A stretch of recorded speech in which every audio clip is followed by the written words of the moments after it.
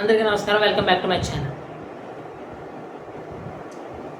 తిరుపతి లడ్డు కల్తీ వివాదం నాకు తెలిసి ఇది ప్రీ క్లైమాక్స్కి వచ్చేసిందని చెప్పచ్చు. ఇంకా క్లైమాక్స్ పార్ట్ ఒకటే ఉంది. ఎందుకంటే సిట్టు కొన్ని వివరాలను ముందుగా తెలియజేసింది. ఈ వివరాలు తెలియజేసిన తర్వాత ఈ వైసీపీ వీళ్ళని ఏమనాలో ఏంటో వీళ్ళ మానసిక పరిస్థితి ఏంటో అర్థం కావట్లేదు. ఈ సిట్టులో ఏమంటోంది, ఈ సిట్ ఇచ్చిన ఏంటి ధర్మారెడ్డి గారిని, అప్పుడు ఈవోగా పనిచేసిన ధర్మారెడ్డి గారిని పట్టుకుంటే ధర్మారెడ్డి గారు ఏమన్నారు, నేను హైకమాండ్లో చెప్పిన విధంగా చేశాను, నాకు తప్పలేదు, నేను చేయాల్సి వచ్చిందని. ఇంకెందుకే హైకమాండ్ సుబ్బారెడ్డి, వైవి సుబ్బారెడ్డి గారు కూడా తన పిఏకి సంబంధించి కేజీకి 25 రూపాయలకు సంబంధించి సెట్ అయ్యే విధంగా ఆయనకు ఒక 50 లక్షలు పడ్డాయంటే ఈయనకు కూడా ఒక 4 కోట్లు పడ్డాయనేది ఒక అనుమానం. బ్యాంక్ స్టేట్మెంట్లు చూపించాలి అంటే బ్యాంక్ స్టేట్మెంట్లు చూపించకుండా ఉండేలాగా ఆయన ఏదో ప్రయత్నాలు ఆయన ఏదో చేస్తానంట.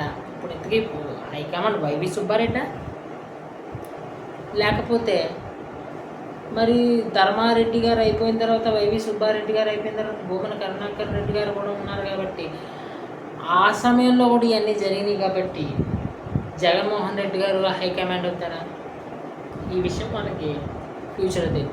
ఇంతకీ సిట్ ఇచ్చిన అంశం ఏంటంటే అసలు పాలే వాడని, పాలు నుంచి తీయని నెయ్యనే వాడని, అంటే అసలు నెయ్యి అనే పదార్థమే లేదు, పాలనే పదార్థమే లేదు, ఒక ఆర్టిఫిషియల్ నెయ్యిని తయారు చేసి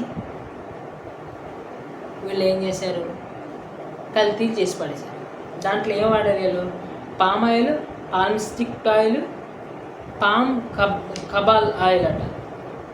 వీటితో పాటు కొన్ని chemicals, acetic acid, synthetic yeast, monoglycerides, diglycerides కెమికల్స్ని వాడడం జరిగింది. ఈ కెమికల్స్ని మలేషియా నుంచి 2023 అక్టోబర్ దాకా కూడా వాళ్ళు ఇంపోర్ట్ చేసుకోవడం జరిగింది. ఇక్కడ చిత్రం ఏంటి, 2022లోని బోలే బాబాకి సంబంధించిన లేదని తెలిసింది, వీళ్ళకి కెపాసిటీ లేదని తెలిసింది. కానీ ఏ మాత్రపు జరిగింది, వీళ్ళు రూల్స్ మార్చేశారు.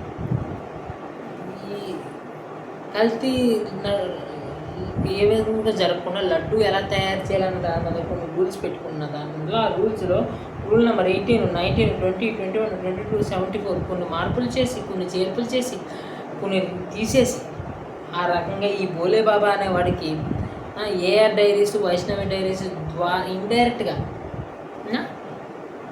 వీడు పాలు వాడని, నెయ్యి వాడని కెమికల్స్ కలిపి కల్తీ చేయటం జరిగింది. అసలు నెయ్యే లేదురా అక్కడ. వీళ్ళు ఏమంటారు ఇప్పుడు, ఈ అన్న మొదలెట్టారు. మరి పవన్ కళ్యాణ్ గారు యానిమల్ అడల్ట్రేషన్ అన్నాడు, ఆవు కొవ్వు అన్నాడు, పంది కొవ్వు అన్నాడు, ఏమైనా అసలు అయ్యే కనబట్టలేదు అంట. ఇప్పుడు అసలు పాలే లేవురా అందులోని, ఆవే అసలు ఆవ నెయ్యే లేదురా అందులోని. స్వచ్ఛంగా ఆవ నెయ్యి పెట్టి కల్తీ లడ్డూని తయారు చేస్తారా మీరు, అసలు ఆర్టిఫిషియల్ పెట్టి చేసేసారు. అండ్ ఇదే ఫైనల్ సిట్ రిపోర్ట్ కాదు, ఇంకా సిట్ రిపోర్ట్ రావాలి, ఫైనల్ రిపోర్ట్ రావాలి. వీళ్ళు ఏమంటారు, చంద్రబాబు నాయుడు గారు ఏర్పాటు చేసిన సిట్ అంటారు. చంద్రబాబు నాయుడు ఏర్పాటు చేసిన సిట్ అంటారు. మీరే కదా సుప్రీంకోర్టుకి వెళ్ళారు. సుప్రీంకోర్టుకి వెళ్తే సుప్రీంకోర్టు ఏముంది, 2 పోలీసులు, ఏపీ పోలీసులు పెట్టింది, 2 సిబిఐ పోలీసులు పెట్టింది, ఒక ఎఫ్ఎస్ఎస్ఐ అధికారిని పెట్టింది.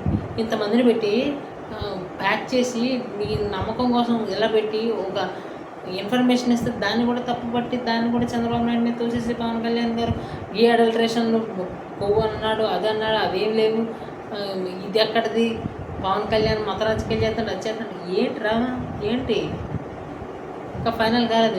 ఈ కెమికల్స్ వాడి ఆ పదార్థాలు కనబడకుండా, అంటే ఏవైతే ఆవు కొవ్వో లేకపోతే పంది కొవ్వు కనబడకుండా చేయగలిగే సత్తా వీటికి లేదనుకుంటున్నారా నేను?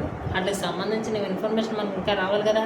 ఒకవేళ నిజంగా పవన్ కళ్యాణ్ గారు ఇది రాజకీయమే చేయాలనుకున్నాడు రా, 2029 నెక్స్ట్ ఎలక్షన్స్, అప్పుడు దాకా ఆగి తన నోరుని కంట్రోల్లో పెట్టుకుని, తన యాక్షన్స్ని కంట్రోల్లో పెట్టుకుని, ఇది పూర్తి వివరాలతో సహా బయటపడిన తర్వాత, ఇది పూర్తి మీ జుట్టు మెడకి దొరికిన తర్వాత 2029లో ఎలక్షన్స్లో రాజకీయం చేస్తే, ఆ ఎలక్షన్స్ ప్రచారంలో రాజకీయం చేస్తే, ఎలక్షన్స్ ఇంకా 4 నెలలు ఉన్ననగా ఈ అంశాన్ని పట్టుకుని రాజకీయం చేస్తే దాన్ని రాజకీయం అంటారా?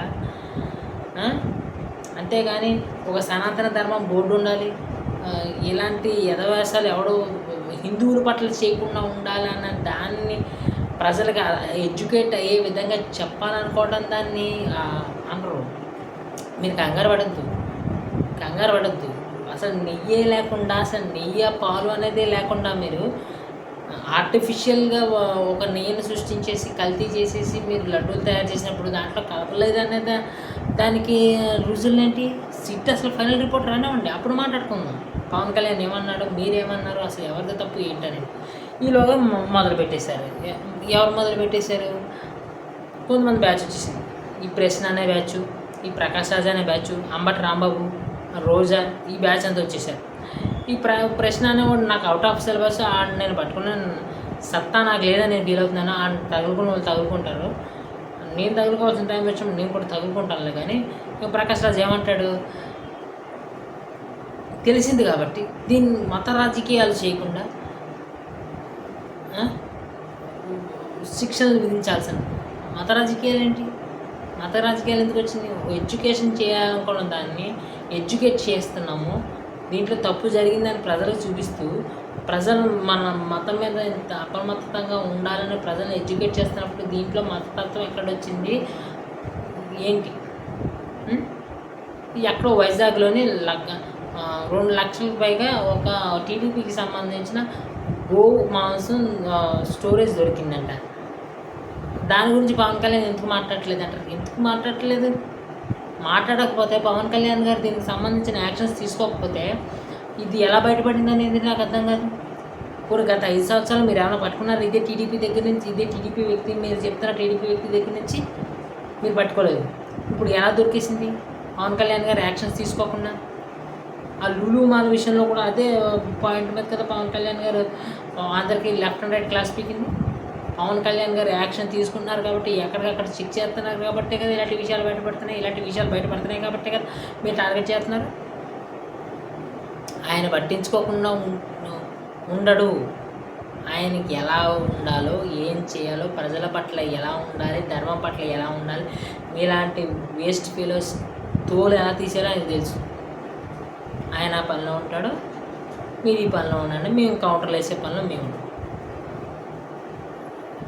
నా వీడియో కనుక నచ్చితే లైక్ చేసి, షేర్ చేసి, సబ్స్క్రైబ్ చేసుకోండి. Thank you.